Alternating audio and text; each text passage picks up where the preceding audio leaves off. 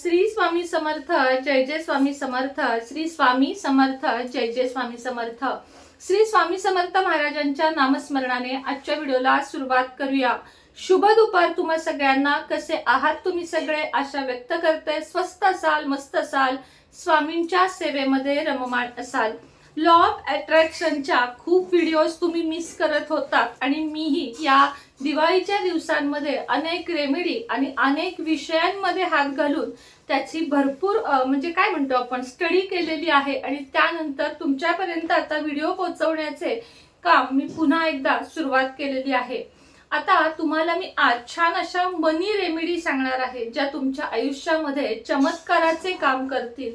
मी तुम्हाला वारंवार सांगते की तुम्ही माझे मागचे व्हिडिओ सुद्धा जाऊन बघा, कारण प्रत्येक व्हिडिओमध्ये आपल्या तुम्हाला नवीनच माहिती मिळणार आहे आणि जेवढे तुम्ही माझे व्हिडिओ जास्त बघाल तेवढी तुम्हाला सखोल माहिती मिळेल आणि सखोल माहिती मिळाल्यानंतर जे उपाय आणि सेवा तुम्ही कराल त्याचा तुम्हाला जास्तीत जास्त लाभ होईल। आजचा व्हिडिओ आपला आहे 21 दिवस चॅलेंज 21 डेज चॅलेंज मध्ये आपल्याला काय करायचे आहे नेमके हे आपल्याला बघायचे आहे। तसे तर याआधी पण मी तुम्हाला 21 डेजचा म्हणजे जे चॅलेंज आहे ते सांगितलेलं आहे, पण यामध्ये थोडंसं वेगळं काहीतरी सांगणार आहे।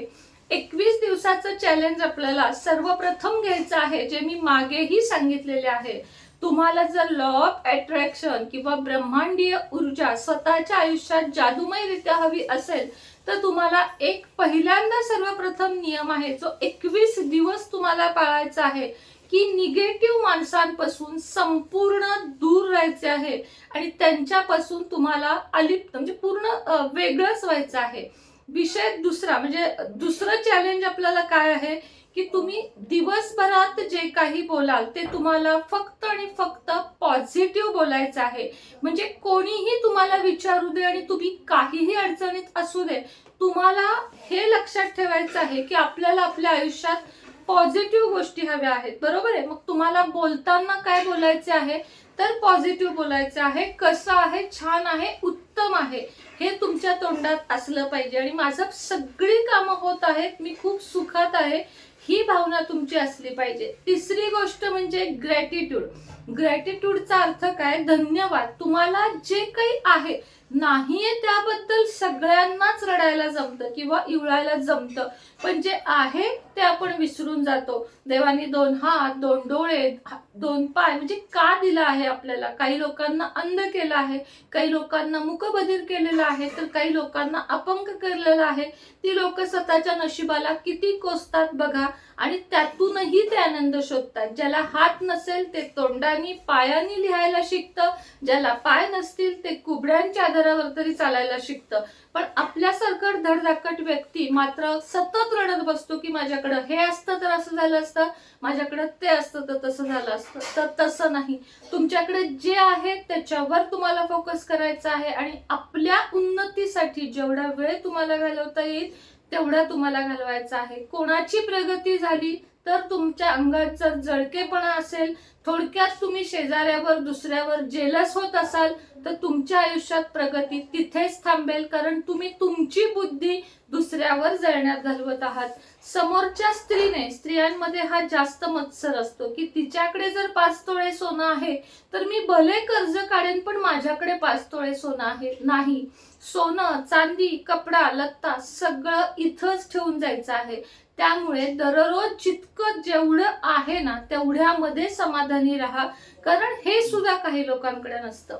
याच्या पुढचं चॅलेंज काय आहे तर याच्या पुढे आपल्याला जेव्हा जेव्हा तुम्ही पैसे हातात घेता, ती चिल्लर असू शकते, त्या नोटा असू शकतात किंवा तो भरपूर कॅश असू शकतो, गुगल पे असू शकतं, काही असू शकतं। रोज पैसे हातात घ्यायचे, त्या पैशांकडे बघून आपल्याला होपोनोपोनोची प्रार्थना करायची आहे।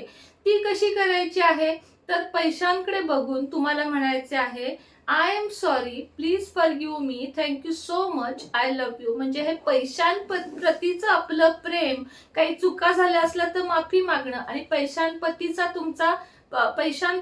तुमचा रिस्पेक्ट हा लक्ष्मीला कळला पाहिजे, अर्थातच पैशाला कळला पाहिजे।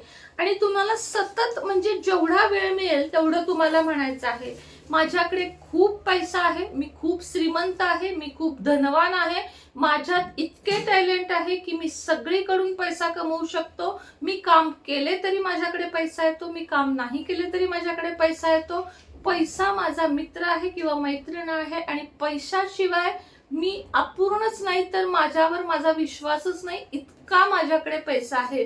ह्या ज्या ब्रह्मांडीय ऊर्जा आहेत, मला सांगा गुरुत्वाकर्षण हे तुम्हाला माहिती आहे की वर गेलेली वस्तू ही खाली पडतेच, त्याप्रमाणे तुमचे वर गेलेले शब्द हे खाली तुमच्या त्या ज्या ऊर्जा आहेत त्यातून तुम्हाला 1000 पट त्या मिळणार आहेत. मग तुम्हाला ब्रह्मांडापर्यंत पॉझिटिव्ह संदेश पोहोचवायचा आहे तर निगेटिव्ह हे तुम्ही ठरवायचं.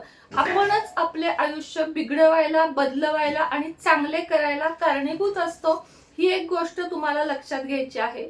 म्हणजेच तुम्हाला पैसा, आता तुम्हाला जर मनी रेमेडी करायची आहे तर तुम्हाला पैशाकडे बघून धन्यवाद म्हटले पाहिजे आहे, पैशाचा रिस्पेक्ट केला पाहिजे आहे, पैशाची माफी मागितली पाहिजे आहे आणि पैशावर प्रेम देखील केलं पाहिजे.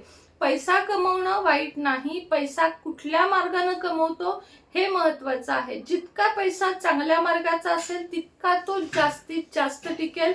दुसरी गोष्ट, कोणावरही जळायचं नाही, कोणाचीही निंदा करायची नाही, कोणाच्याही प्रेमाचा अपमान करायचा नाही आणि कोणाच्याही मन दुखवायचे नाही.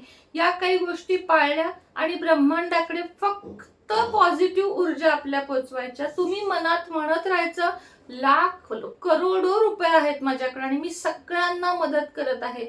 एका हाताने दिलं ना, तुम्ही देत राहिलात ना, तर तुमच्या हातात त्याच्या 4 पट 100 पट 1000 पट येईल. त्याचं उदाहरण मी एका पॉडकास्ट मध्ये ऐकलं, मला त्यांचं नाव आठवत नाही, पण खूप छान उदाहरण त्यांनी दिलं की एक व्यक्ती होती, 2 व्यक्ती होत्या, म्हणजे एक खूप कर्ज झालेली होती आणि एक थोडी समाधानी होती. नंतर त्या दोघांचा मृत्यू होतो काही काळानंतर आणि ते जेव्हा देवासमोर जातात वरती गेल्यानंतर, तेव्हा देव त्यांना विचारतो की तुम्हाला पुढचा जन्म कुठला हवा आहे. म्हणजे त्यांच्या पुढच्या जन्मात जाण्याची जेव्हा वेळ येते तेव्हा देव त्यांना विचारतो की तुम्हाला कुठल्या ह्याच्यात जन्म घ्यायचा आहे. तेव्हा एक जण म्हणतो की मला कुणाला काही द्यावं नाही लागलं पाहिजे आणि दुसरा म्हणतो की मला सतत दुसऱ्याला दिलं आलं पाहिजे. देव म्हणतो तथास्तु. त्यानंतर जन्म जेव्हा ते घेतात तेव्हा एक जण होतो भिकारी, ज्याला फक्त मागावे लागते, द्यावे लागत नाही, आणि दुसरा होतो राजासारखा श्रीमंत, जो कितीही देतो तरी तो श्रीमंतच राहतो. हा आहे फरक पॉझिटिव्ह आणि निगेटिव्ह गोष्टींमधला. तर तुमच्या लक्षात आलं आहे की तुम्हाला 21 दिवस काय करायचं आहे आणि हे जर तुम्ही केलात तर तुम्हाला 21 दिवसात तुमच्या आयुष्यामध्ये अनमोल बदल झालेले दिसतील, हे मी नक्की सांगू शकते. श्री स्वामी समर्थ.